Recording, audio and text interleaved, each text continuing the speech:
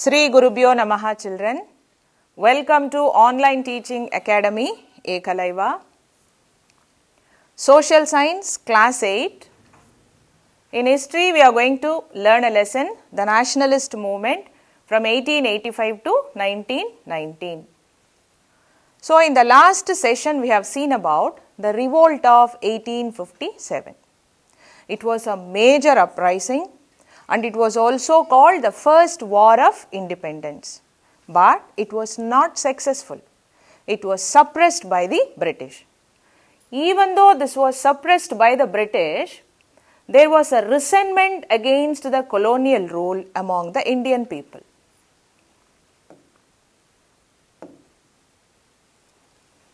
This revolt was suppressed by the British. Even though it was suppressed by the British, there was a resentment. What do you mean by resentment? Discontent, dissatisfaction among the Indian people against the British rule. And there were many uprisings after the revolt of 1857. There were many uprisings in different parts of India also. Gradually, a collective desire for freedom among the Indian people began to develop, and which led to the growth of nationalism. So, there was a desire for freedom from British was started among the Indian people. Why there was a desire for freedom among the people? Because all the sections of the society were suffering under British rule. Educated Indians were not given employment opportunities, and the workers working under the factories did not receive proper wages. Agriculture and industry were destroyed by the British. Our wealth was drained by British completely. So, there was poverty and famine in India.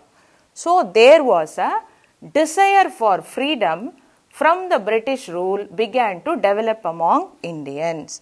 So, automatically it led to the growth of nationalism.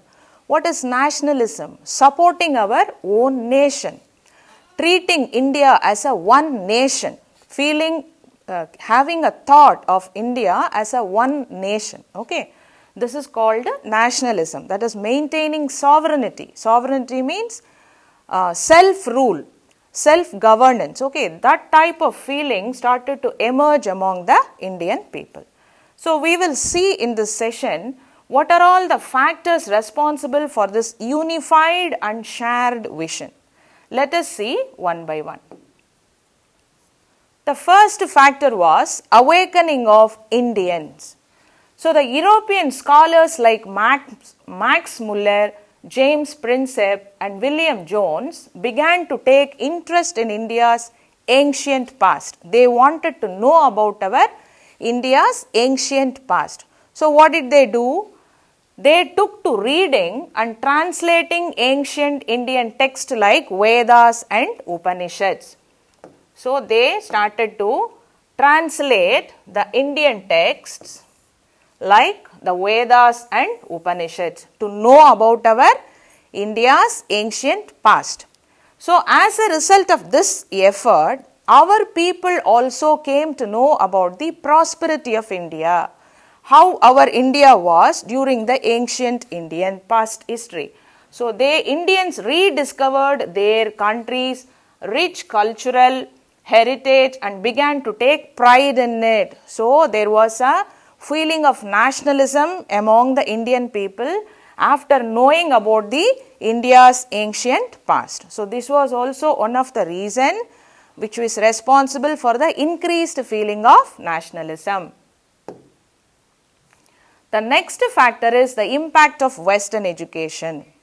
British introduced Western education to prepare some Indians to work under them at low caste in low post. They thought that Indians would support the Western ideas and thoughts, but it did not happen. Then what happened? The introduction of English education in India exposed the Indians to Western ideas of liberty.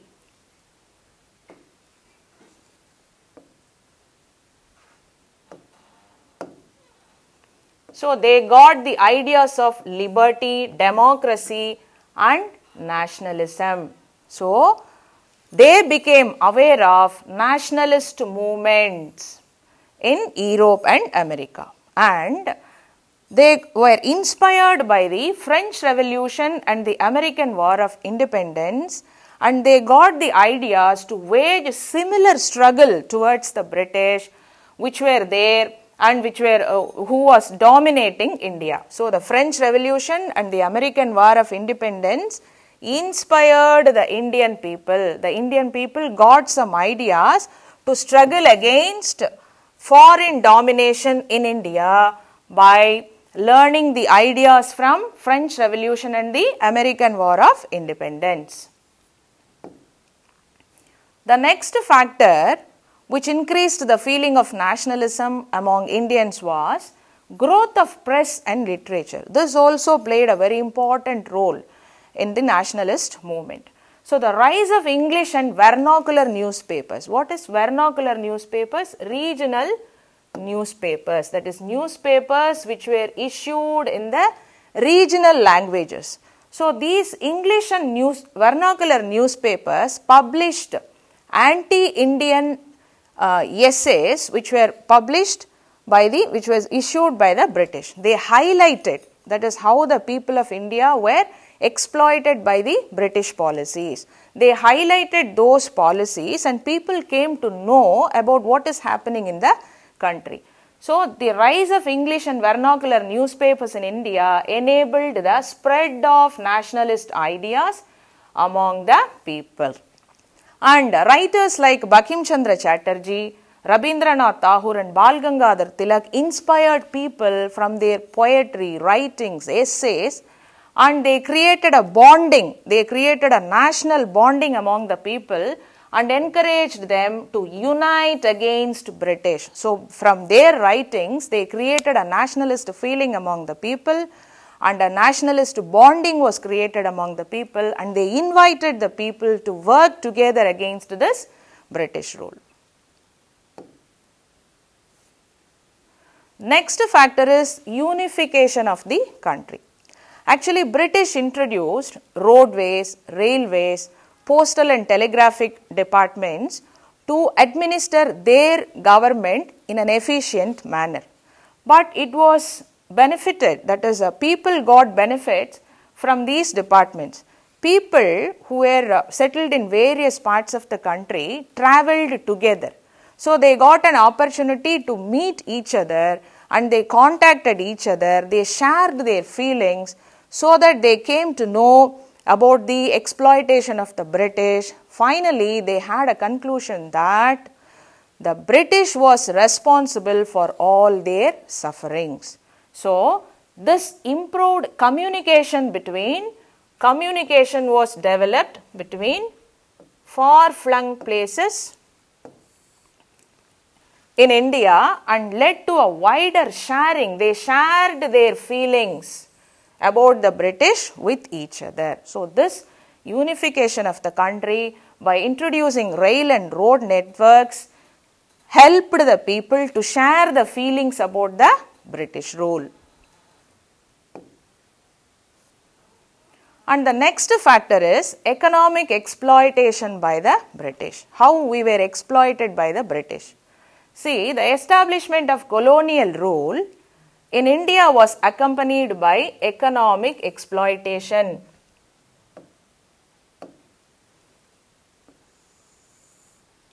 How we were exploited? The British treated India as a source of raw material. And those raw materials were transferred to England, and those raw materials were made as finished products, and those products were brought to Indian market and they were sold to Indian people. So Indian people started to buy those products because they were in a cheaper rate. So British got the resources very cheaply from India and they sent those raw materials to England. There it was made as finished products. Again those products were brought to Indian market. So they treated India as a source of resource and a source of market also to sell their products. So there was a drain of wealth, drain of Indian wealth, and the wealth was drained to England. So as a result, India's traditional industries were destroyed and the artisans were rendered jobless. So this continued indifference of the British to the miserable plight of the Indians enraged and united the Indians against the British. So these were the reasons for the people to gather together and fight against British. And the next factor is discriminatory laws. There was a discrimination between Indians and British people. See, the first act, Indians Arms Act 1878, prohibited Indians to possess the weapons, but it allowed the British people to possess the weapons. This agitated the Indian people. The next act is the Vernacular Press Act. What does vernacular means? That is different regional languages. Regional newspapers were prohibited from which? From publishing the anti-British essays. These newspapers were not allowed to publish any essay against the British. So if they have published against the British, that will be prohibited by the British people. And there was an Ilbert Bill was passed in 1883. This stated that a British or an European in India could be tried by an Indian judge.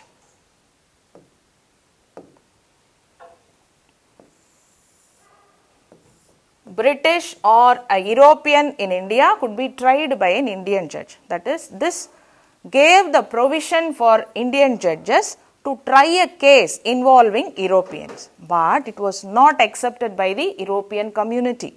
They agitated, they started an agitation opposing the bill. Because of this protest, agitation, the government amended the bill.